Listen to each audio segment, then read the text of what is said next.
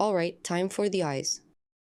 They come with sparkly discs that go on the back of the post to make the eyes shiny.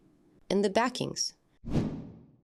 Count the rounds starting with the first one until you reach around 8.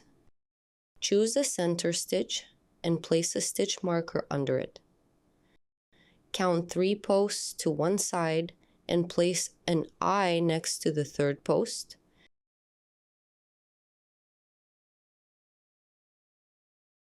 Then count 3 posts to the other side and place another eye next to that post as well.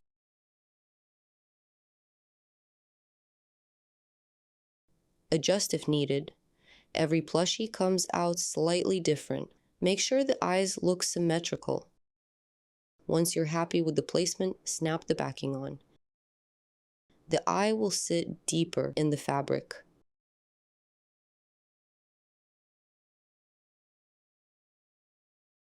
After locking both eyes, they will move slightly closer together, so don't place them too narrowly at the start. In the next step, you'll learn how to fasten off the last round of the body.